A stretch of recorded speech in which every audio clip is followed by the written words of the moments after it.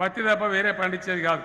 కానీ ఇవాళ వరి పంటలు పండిస్తూ ఉన్నారు, సోయా పండిస్తూ ఉన్నారు, ఇతర పంటలు కూడా పండిస్తూ ఉన్నారు. రైతులు మంచి లాభాలు గడిస్తూ ఉన్నారు. రైతు బంధు సహాయంతో రైతుల అప్పులు కూడా తీరుతూ ఉన్నాయి. చాలా చక్కగా మనం ముందుకు పోతూ ఉన్నాం. మీ అందరిని కూడా నేను కోరేది ఒకటే, చాలా కష్టపడి చాలా సమస్యలు తీర్చుకున్నాం.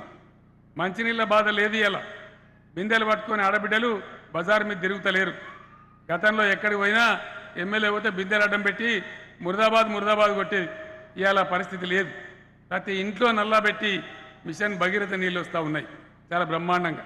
కరెంటు బాధ లేదు. ఇంకో 4000 మెగావాట్ల పవర్ యాదాద్రి స్టేషన్లో వస్తూ ఉంది.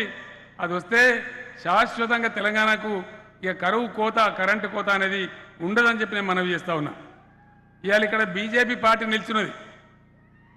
మీరు క్వశ్చన్ అడగాలి, నేను అడుగుతా ఉన్నా. ఇవాళ మన నరేంద్ర మోదీ ప్రధానమంత్రికి ఒక పిచ్చి పట్టుకున్నది. ఆయనకు అంత ప్రైవేటైజేషన్, విమానాలు ప్రైవేటు, ఓడరేవులు ప్రైవేటు, రైళ్లు ప్రైవేటు, లోకమంతా ప్రైవేటే. చివరి కరెంటు కూడా ప్రైవేటే. కరెంటు ప్రైవేట్ పెట్టి నాకు ఒక ఆర్డర్ ఇచ్చిండు ఆయన, రైతుల బోరు మోటార్ల కాడ నువ్వు మీటర్లు పెట్టాలి అన్నాడు. నేను చెప్పిన పానం పోయినా తల తెగిపడ్డా నేను పెట్టా అని చెప్పిన.